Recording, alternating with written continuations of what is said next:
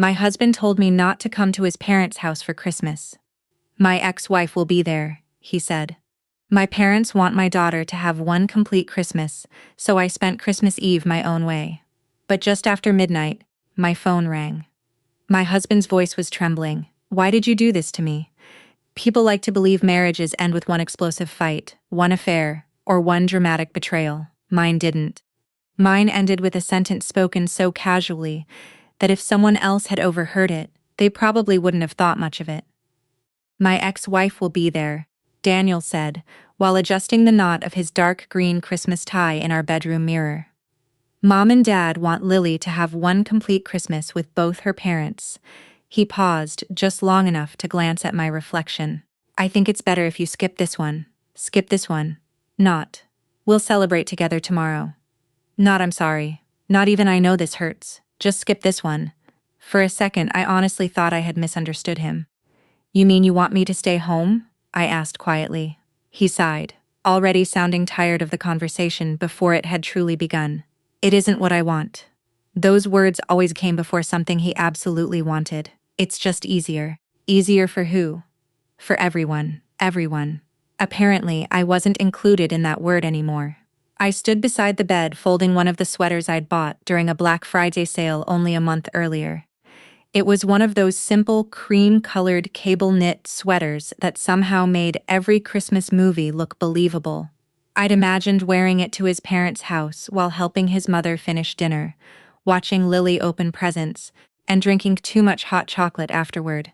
Instead, I carefully folded it again and placed it back into the drawer. I understand, I said. Daniel looked genuinely surprised. No argument. I almost laughed. After 4 years of marriage, he still thought silence meant defeat. No. He smiled with visible relief. I appreciate that. He walked over and kissed my forehead. It felt less like affection than gratitude from someone whose problem had conveniently solved itself. I won't be too late. I nodded. Neither of us believed that. Downstairs, dozens of wrapped presents were stacked neatly beside the front door. Every gift tag had been written in my handwriting. Daniel's father loved old Western novels. His mother collected handmade Christmas ornaments. Lily had begged for a telescope after learning about constellations at school. Even Daniel's ex-wife, Megan, had a small gift from me. A scented candle and gourmet coffee beans. We weren't friends, but we'd always managed to be respectful toward each other. She had never given me a reason not to be. Ironically, the only person who had truly excluded me from Christmas wasn't the ex-wife. It was my husband. Daniel loaded everything into the SUV while I held the front door open. Before getting inside, he hesitated. You sure you're okay? The question came too late to matter. I'm fine. He nodded once, climbed behind the wheel, and drove away. I stood on the porch until his taillights disappeared around the corner. The neighborhood looked exactly like every Christmas postcard Americans love to send each other. Fresh snow dusted the sidewalks. Inflatable Santas leaned slightly in the front yards. Children dragged sleds across frozen lawns while parents carried casserole dishes between neighboring houses. Somewhere down the street, a choir was singing Silent Night. Everything looked warm. Everything looked complete except my house. When I stepped back inside, the silence settled around me almost immediately. The Christmas tree still glowed in the living room, reflecting softly against the front windows. The stockings I'd hung above the fireplace remained perfectly straight. Mine, Daniel's, Lily's. For the first time since we'd been married, I realized mine looked like it belonged to a guest. I walked into the kitchen and poured myself a cup of coffee. Even though it was already evening. The mug had tiny snowflakes painted around the rim. Daniel had bought it for me during our first Christmas together. Back then, he'd held my hand across the kitchen island and whispered, I've never felt this peaceful with anyone. Funny how memories age. Sometimes they become warmer. Sometimes they become evidence. I carried my coffee upstairs instead of sitting in the living room. Inside my home office sat a slim navy blue folder. It hadn't been there by accident. 3 weeks earlier, after another strange conversation with Daniel about keeping finances simple, I'd made an appointment with an attorney. Not because I wanted a divorce, because I wanted answers. The attorney hadn't tried to scare me. She hadn't encouraged me to leave. She'd simply listened. Then she'd said something I couldn't stop thinking about. Hope for the best, she'd told me. Prepare for the truth. Those 6 words had followed me every day since. I opened the folder. Inside were copies of financial statements, legal notes, and a checklist written in my own handwriting. Open individual checking account. Done. Redirect paycheck. Done. Inventory personal property. Done. Photograph valuables. Done. Gather tax records. Done. Meet with financial advisor. Done. I hadn't hidden money. I hadn't broken any laws. Everything had been done exactly the way my attorney instructed, because preparation isn't revenge. Preparation is survival. Still, I stared at the final unchecked line, file only if necessary. I closed the folder. I really hoped, I whispered into the empty room, that I'd never need you. An hour later, my phone buzzed. It was Lily. Merry Christmas, she said excitedly the moment I answered. Merry Christmas, sweetheart. I love the telescope. I'm glad. Dad said you weren't feeling well. I closed my eyes. There it was. Small. Convenient. Completely unnecessary. I'm actually okay, I said carefully. I just couldn't make it tonight. Oh, she sounded confused. I wish you were here. So do I. We talked for another 5 minutes about school, astronomy, and the family dog she'd convinced Daniel to let her adopt 2 years earlier. Before hanging up, she said quietly, I saved you a cookie. My throat tightened. Thank you. When the call ended, I didn't cry. Not because I wasn't hurt, because crying wouldn't change anything. Instead, I picked up my overnight bag. Earlier that afternoon, I'd checked into a small boutique hotel overlooking Lake Geneva, Wisconsin, about an hour from home. It wasn't extravagant, but it was peaceful, and for the first time in months, I wanted to spend one evening somewhere. No one expected me to smile through disappointment. The lobby smelled like pine branches and cinnamon. A pianist was playing Christmas standards near the fireplace. Couples laughed softly over glasses of wine, while children searched for candy canes hidden around the lobby by the staff. No one knew me. No one peed me. That anonymity felt strangely comforting. After checking into my room, I changed into comfortable clothes, ordered room service, and stepped onto the small balcony overlooking the frozen lake. Snow drifted lazily beneath the streetlights. Everything was quiet, peaceful, almost healing. Just before midnight, I turned off every notification on my phone except emergency calls. Then I leaned back in the chair and watched the snow fall. At exactly 12:14 a.m., my phone lit up. Daniel, I answered. Before I could say hello, I heard him breathing hard. His voice was shaking so violently I barely recognized it. What? He gasped. What did you do to me? For several seconds, neither of us spoke. I could hear Daniel breathing into the phone fast and uneven, as though he'd run a mile through the freezing December air. Somewhere behind him, a car door slammed, and another vehicle pulled away across wet pavement. He wasn't at the house anymore, he was outside. What are you talking about? I asked, keeping my voice calm. You know exactly what I'm talking about. No, Daniel. I don't. My clothes. He stopped, swallowed hard, then started again. The divorce papers, the bank. My God, what the hell have you done? I looked across the frozen lake. Snowflakes drifted through the yellow glow of the hotel lights. And somewhere below, a family laughed while taking pictures beside a decorated evergreen tree. I closed my eyes. It sounds like you should call your attorney, I said quietly. Then I ended the call. My hands weren't shaking. I wasn't smiling. I simply placed the phone face down on the small patio table and sat there for another minute, listening to the wind moving across the ice. People imagine revenge feels exciting. It doesn't. Not when it's built from months of disappointment. Not when every step you took was one you prayed you'd never have to use. As I watched the snowfall, my mind drifted back 3 weeks to the afternoon. Everything had finally begun making sense. It was a Thursday. Nothing remarkable about it. I left work early because my office closed ahead of Thanksgiving weekend. Daniel had texted me that morning, saying he'd be working late. So I picked up groceries, stopped for gas, and drove home expecting to spend a quiet evening wrapping Christmas presents. Instead, I found our mailbox overflowing. Most of it was junk mail, but one envelope caught my attention. It wasn't addressed to me, it was addressed to Daniel. The return address belonged to a law office. I didn't open it. I simply placed it on the kitchen counter. When Daniel came home after 8, he walked past me without his usual hello, saw the envelope, and froze for just a fraction of a second. Then he picked it up. Oh, his smile appeared almost instantly. That's just something from work. A law office. For work. He didn't know that my father had practiced real estate law for nearly 30 years before retiring. I recognized legal stationery almost instinctively. Still, I let it go. Or at least I pretended to. The next morning, after Daniel left for work, I made an appointment with an attorney of my own. Not because I believed he was filing for divorce, because something inside me whispered that I needed to understand my rights before I needed to defend them. Her office wasn't intimidating.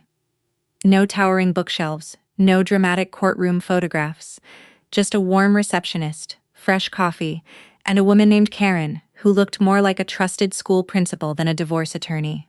She listened without interrupting while I explained everything. Daniel's distance, his secretive phone calls, the unexplained financial changes, the envelope. When I finally stopped talking, Karen folded her hands together. "I hope you're wrong," she said. "So do I. But hope isn't a legal strategy." That sentence stayed with me. She spent nearly 2 hours explaining things I'd never imagined needing to know. Separate property, marital property, joint accounts, retirement funds, credit exposure, temporary financial protections. She didn't tell me to file. She didn't tell me to investigate my husband. She simply told me to prepare.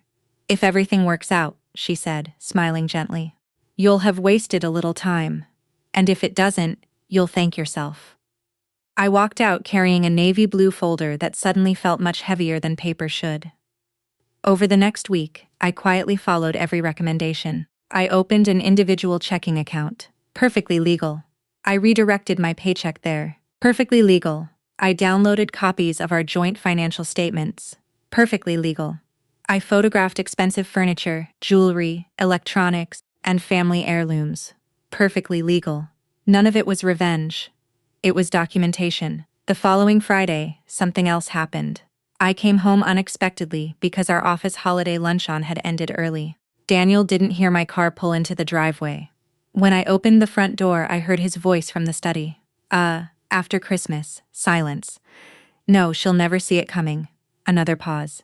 "I've already talked to my lawyer." I stood completely still. He laughed.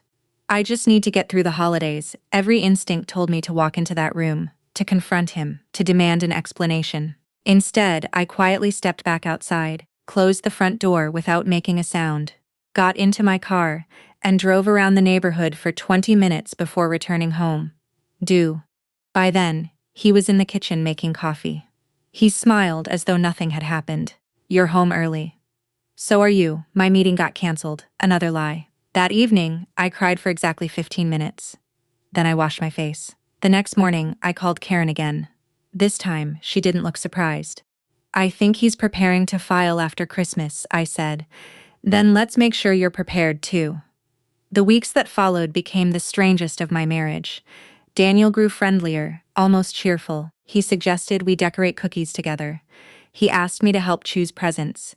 He even kissed me goodbye every morning. Looking back, I realized why. He wasn't rebuilding our marriage. He was trying to make it peacefully through the holidays before ending it on his own timetable. He believed he was directing the story.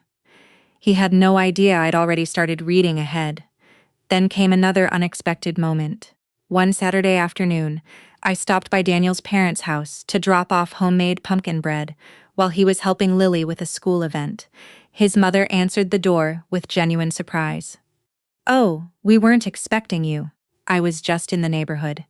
She thanked me warmly, invited me inside for coffee, and we chatted for almost half an hour. During the conversation, she said something that made my stomach drop. "We're so glad you're finally feeling more comfortable with keeping holidays smaller." I frowned. "I'm sorry." She smiled. "Daniel said big family gatherings make you anxious now." I stared at her. "I never said that." Her smile slowly disappeared. I assumed. She didn't finish. She didn't have to. Daniel had been rewriting our marriage for other people long before he planned to end it. Suddenly, everything fit together. Why invitations seemed less enthusiastic. Why his parents rarely called me directly anymore. why people had started treating me like someone choosing to stay distant. He'd built that image one small lie at a time. When I drove home, I didn't feel angry. I felt clear, crystal clear. That evening, I called Karen again. I've made my decision. She didn't ask why. Instead, she asked one simple question. Are you making this decision because you're hurt? She paused. Or because you're ready? I looked around the quiet living room Daniel and I had built together. The Christmas tree, the stockings, the framed wedding photo, the life I'd spent 4 years protecting. I'm ready. Karen nodded. Then, from this point forward, we don't act emotionally. What do? We act carefully. For the next 2 weeks, everything happened exactly as the law allowed and exactly as my attorney recommended. No screaming, no hidden money, no destruction, no games, just preparation. Then, 3 days before Christmas, Daniel looked up from his phone and casually said the words that finally confirmed there was nothing left to save. My ex-wife will be there. My parents want Lily to have one complete Christmas. In that moment, he unknowingly activated the final step of a plan he believed only he had been making. When people hear the word revenge, they usually imagine screaming matches, shattered dishes, slashed tires, or dramatic confrontations in front of a crowd. None of that happened. The most devastating thing I did that Christmas Eve was remain exactly as calm as the attorney had advised me to be. Karen had repeated the same sentence in every meeting. Never let anger make a decision that the law should make.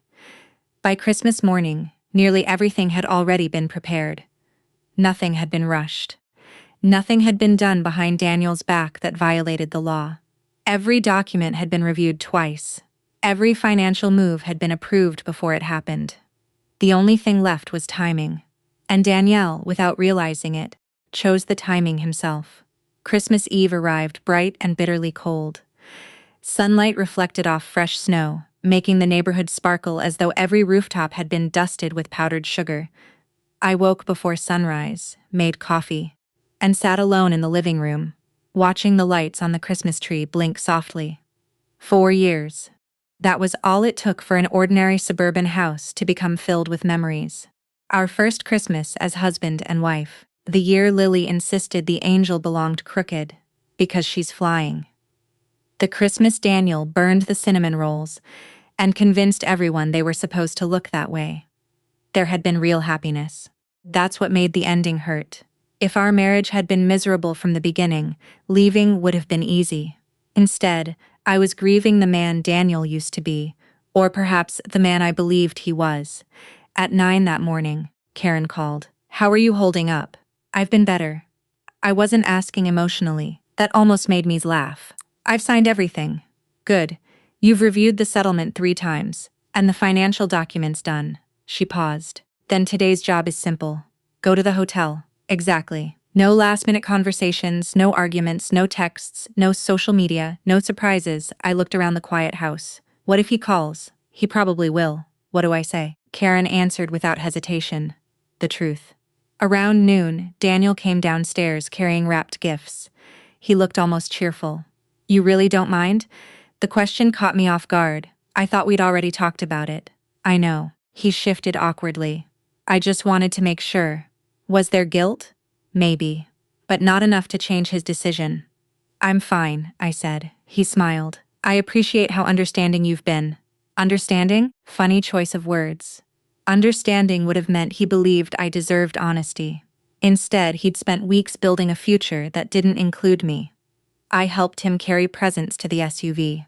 Every gift had been chosen by me. His mother's handmade quilt, his father's favorite bourbon, Lily's telescope, even the stocking stuffers. Daniel loaded everything into the back.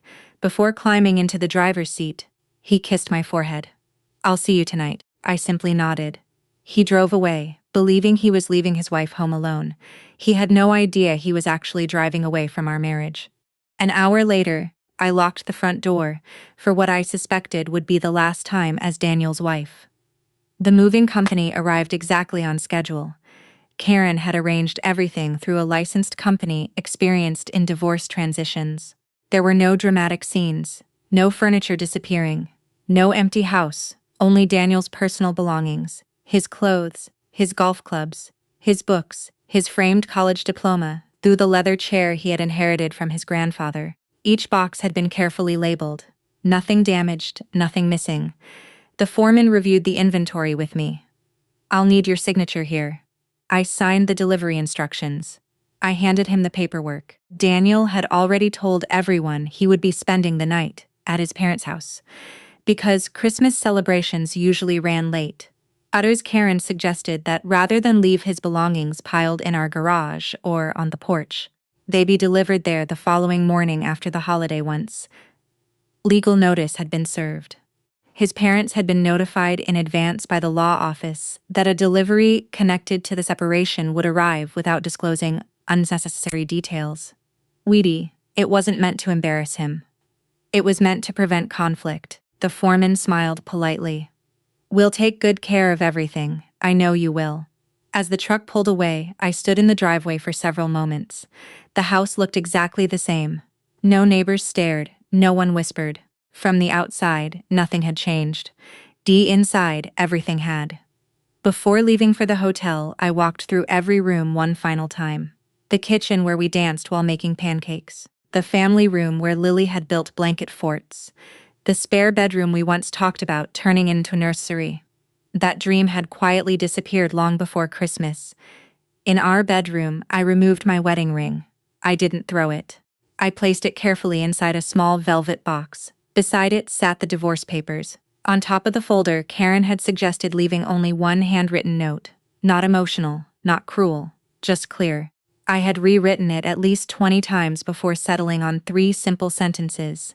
"Daniel, you were already planning to end our marriage. I simply refused to let you decide when my future would begin." That was all. No accusations, no insults, no mention of Megan, no mention of Christmas, because those things weren't the reason our marriage ended. Dishonesty was. By late afternoon, I had checked into the Lakeside Hotel. The receptionist greeted me with a warm smile. "Merry Christmas, Merry Christmas. Traveling alone?" "Yes." She hesitated only briefly before sliding my room key across the counter. "I hope you find some peace here. I think I already have." She didn't ask another question. I appreciated that. Sometimes kindness is knowing when not to be curious. That evening, I ordered a simple dinner. Roasted chicken, mashed potatoes, apple pie, nothing fancy. As I ate near the window overlooking the frozen lake, Christmas music drifted softly through the hallway. Families passed my room laughing. Children argued over board games. Someone knocked on the wrong door by mistake and apologized through embarrassed laughter. Life continued. Mine would, too. Around 7 lead, my phone buzzed. It was Lily. "I wanted to tell you thank you again for my telescope." "You're welcome, sweetheart. I can see Jupiter. I knew you would." She giggled. Dad needed the instructions. I suspected he might. For several minutes, we talked about planets and school. Then, almost absent-mindedly, she asked, "Why didn't you come?" I chose every word carefully. Sometimes grown-ups make difficult decisions. There was a long pause. Then she said something that stayed with me forever. "I think Christmas is supposed to be for everybody." I swallowed hard. "I think you're right." Meanwhile, more than an hour away, Christmas dinner had not gone the way Daniel expected. I didn't learn every detail until much later. But between Daniel's own admission, his parents' apologies, and even Megan's account during the divorce proceedings, I eventually understood what had happened. Dinner began normally enough. Turkey, ham, candles, presents, Lily showing everyone her telescope. Then Daniel's mother looked around the table and quietly asked, "I wish your wife could have been here." Daniel forced a smile. She preferred a quiet evening. Before anyone else could respond, Lily frowned. She told me she wanted to come. The room fell silent. Daniel's father looked up from his plate. "What do you mean?" "You said she was sick," Megan added, confused. "I'm not sure that's what happened." Daniel suddenly found himself trying to explain 2 different stories at the same table. Then Megan set down her fork. She looked directly at him. "You asked your wife to spend Christmas Eve alone." No one spoke. Even Lily seemed to understand something important had just happened. The warmth around the dinner table disappeared. Not because of me, because truth had quietly walked into the room. Daniel didn't know it yet. But by the time he drove home that night, every story he'd carefully told over the previous months had already begun to unravel. Media, The roads were nearly empty when Daniel left his house. It was just after midnight, and a light snowfall had begun again, soft enough that the flakes seemed to float rather than fall. Christmas lights glowed from quiet neighborhoods as he drove home, but the holiday warmth he'd expected to carry with him had disappeared hours earlier. The silence at his parents' dinner table had followed him all the way to his car. According to Daniel himself, he replayed the evening over and over during that drive. Lily asking why I wasn't there. Megan looking at him with disappointment instead of sympathy. His father setting down his fork without saying a word. His mother quietly whispering, "Daniel, did you really ask your wife to stay home?" For the first time, he realized no one had congratulated him for keeping the peace. Instead, they had all begun questioning him. Even Megan had pulled him aside while everyone else cleaned the kitchen. "I agreed to come because I thought everyone was comfortable with it," she'd said. "If I'd known you were leaving your wife home alone on Christmas Eve, I would have suggested something different." He'd tried defending himself. "You don't understand?" "No," she'd answered calmly. "I understand perfectly. I spent 10 years married to you." That sentence stayed with him. It echoed through his head as he pulled into our driveway. The porch light was still on. Everything looked normal, almost too normal. He unlocked the front door and stepped inside. "Claire," his voice carried through the quiet house. No answer. He tried again. "Claire." Still nothing. The Christmas tree was glowing softly in the living room, just as we'd left it. The stockings still hung over the fireplace. Mine. His lilies. Nothing looked broken. Nothing had been destroyed. There wasn't a single sign of anger. That unsettled him more than any argument could have. Then he saw the dining table. A single folder rested neatly in the center. Beside it sat my wedding ring. His heartbeat quickened. He crossed the room in 3 long strides and opened the folder. On top was my handwritten note. He read it once, then again. His hands began to shake. Underneath were the divorce papers. Attached was a letter from Karen's law office, confirming that the petition had already been filed earlier that afternoon, and that future communication regarding the legal proceedings should be directed through counsel whenever appropriate. Daniel stared at the date. Christmas Eve. She filed today. He whispered the words aloud as though saying them might somehow change them. "No." He turned and ran upstairs. Our bedroom closet stopped him cold. My side looked almost exactly as it always had. His side was nearly empty, not stripped, not ransacked, simply organized. The clothes I had packed for him were gone, because the movers had already collected them. Only a few items that Karen advised should remain until the inventory process was complete were still hanging neatly in place. His dresser drawers were mostly empty. The leather travel bag he used for business trips was gone. His golf clubs, his winter boots, everything had been documented. Everything had been inventoried. Nothing had disappeared unlawfully. Nothing had been vandalized. It looked less like a crime scene, and more like someone had professionally concluded a chapter. He hurried downstairs again, grabbed his phone, and logged into the banking app. The screen displayed a notification. Joint account. Temporary transaction restrictions in place. Pending updated authorization as previously requested through legal counsel. He tried again. Same message. Karen had explained this process to me more than once. Because a divorce petition had been filed and formal notice issued, certain large transactions involving the joint account now required both parties' consent under the bank's procedures. Neither of us could quietly empty it while the legal process moved forward. It protected both of us. Daniel didn't see protection. He saw that he no longer controlled the timeline. His breathing became shallow. He called his attorney. Voicemail, of course. It was 12:10 on Christmas morning. Then he called me. When my phone lit up on the balcony, I already knew who it would be. I looked at his name for several seconds before answering. Claire. He sounded nothing like the confident man who had kissed my forehead 12 hours earlier. "What did you do to me?" The question wasn't angry. It was frightened. I wrapped my coat a little tighter against the cold. "What happened? My clothes are gone. I know. The divorce papers. I know. The bank account. I know." His breathing grew heavier. "Why?" I looked across the frozen lake before answering. "That's the wrong question." "What?" "The question isn't why I prepared. It's why you thought I wouldn't. Silence. Then came the words I'd expected all evening. I was going to explain everything. When? I don't know. After Christmas. He didn't answer because we both knew that was exactly what he'd planned. I wasn't trying to hurt you. I almost smiled. No, you told your wife she couldn't spend Christmas with her own husband. I was thinking about Lily. You were thinking about yourself. Another silence. Longer this time. Finally, he spoke again. My parents know. I imagine they do. Megan knows. I imagine she does too.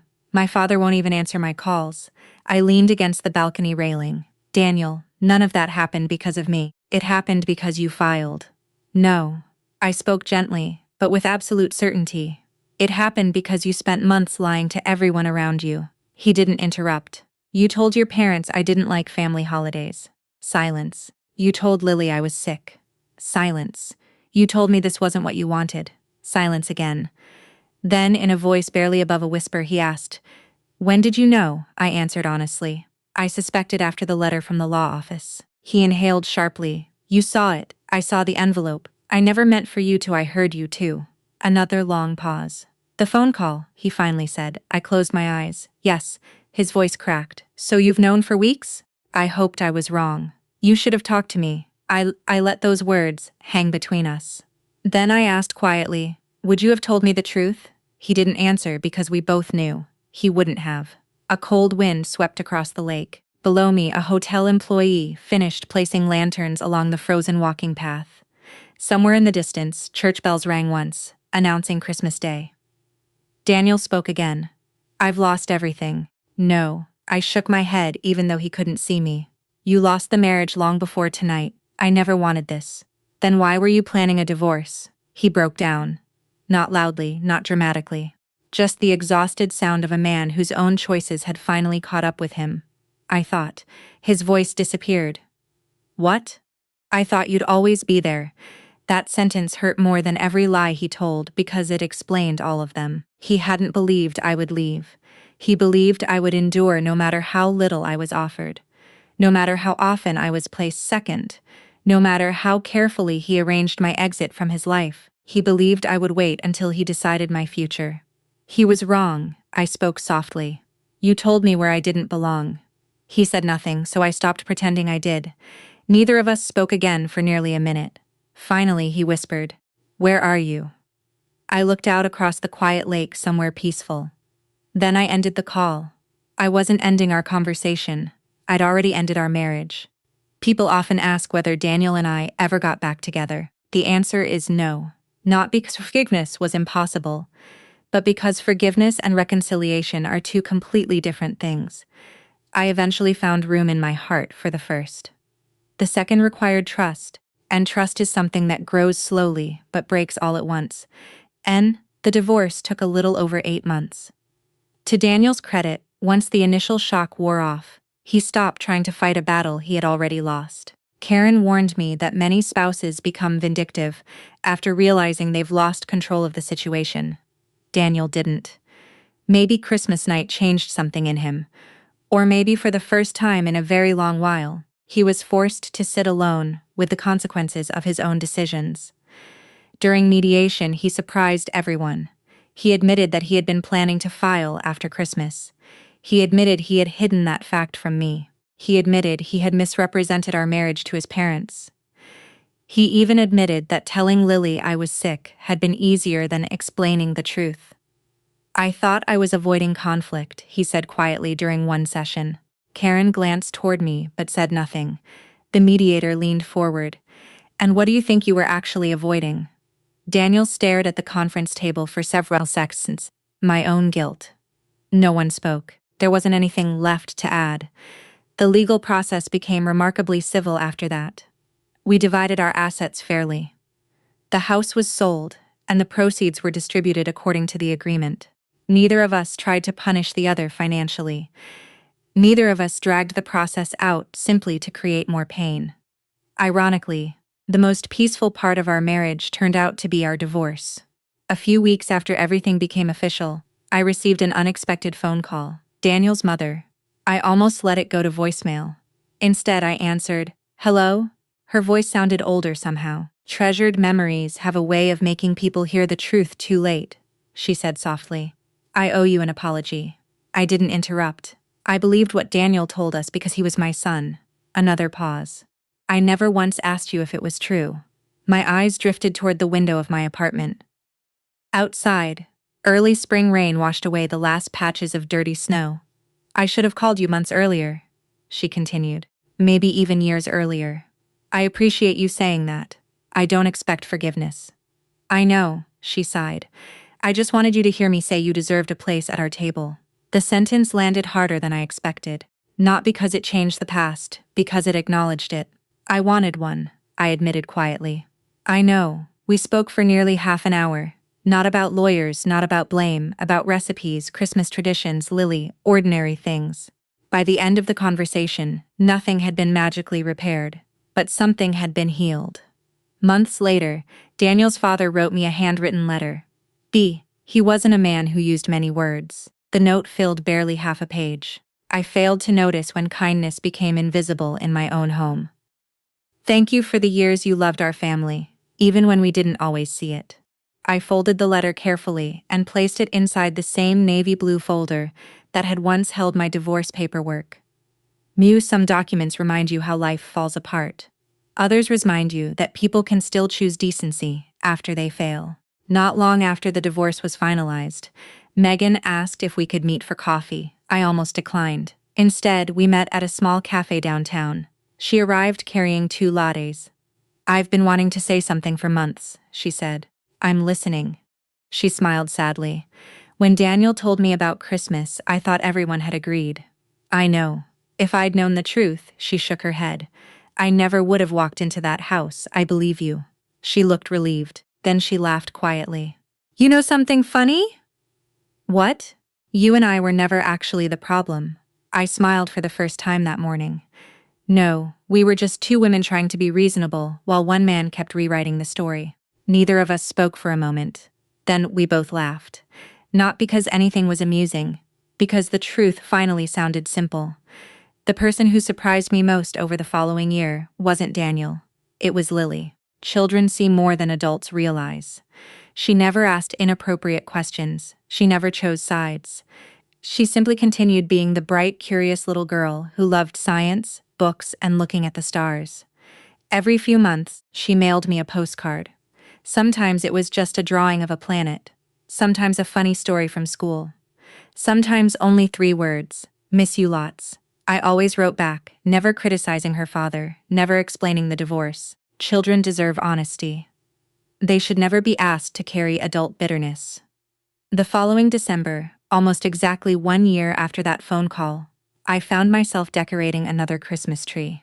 This time it stood inside my own apartment, smaller than the old one, a little uneven. Perfect. Anyway, over the previous year, I'd started a new position with a nonprofit organization that coordinated volunteer services for seniors living alone during the holidays. It began with one Christmas dinner. Then, someone suggested inviting neighbors. A retired school teacher, a widower who had recently lost his wife, a young Army veteran whose family lived across the country, a nurse working the night shift who stopped by before heading to the hospital. By Christmas Eve, my apartment was filled with people who had started the evening as strangers. Someone burned the dinner rolls. Someone else forgot the cranberry sauce. The children argued over board games. People laughed too loudly. Someone started singing Christmas songs completely off-key. It was wonderfully imperfect. At one point, I stepped into the kitchen for a moment of quiet. Looking through the doorway, I watched everyone talking around the table. No one was checking whether they belonged. No one had earned a seat. They had simply been welcomed. A soft knock interrupted my thoughts. It was my neighbor, Mrs. Alvarez. You coming back? She asked with a smile. I wouldn't miss it. As I returned to the dining room, I realized something that hadn't occurred to me all year. For the first time in a very long time, I wasn't thinking about Daniel. I wasn't playing Christmas. I wasn't wondering whether I'd made the right decision. I already knew I had, because revenge had never truly been the goal. Dignity was. People sometimes mistake dignity for weakness, because it doesn't shout, it doesn't slam doors, it doesn't seek applause. It quietly refuses to stay where love has become conditional. Several days after Christmas, a small envelope arrived in my mailbox. There was no return address. Inside was a simple Christmas card. On the front, a watercolor painting of a snowy sky. Inside, in careful handwriting, were 8 words. "Thank you for always making me feel like family." It was signed only, "Love, Lily." I sat at my kitchen table for a long time holding that card. Then I smiled. Because in the end, the greatest victory wasn't watching Daniel lose the life he thought he controlled. It was discovering that I never needed anyone else's permission to build a better one. Family isn't the place that keeps a chair for you, only when it's convenient. Family is the place where your presence is never treated like a problem to solve. And sometimes the strongest revenge isn't making someone regret losing you. It's creating a life so full of peace, purpose, and self-respect that you never again question your own worth. If my story stayed with you, I hope it reminds you of one simple truth. Never confuse being patient with accepting less than you deserve. Kindness should never require you to disappear, and love should never ask you to earn your place at the table. Thank you for spending this time with me. If this story touched your heart, I'd love to hear your thoughts in the comments. Have you ever had to choose your self-respect over someone you loved? And if stories like this speak to you, please consider subscribing so we can share many more together.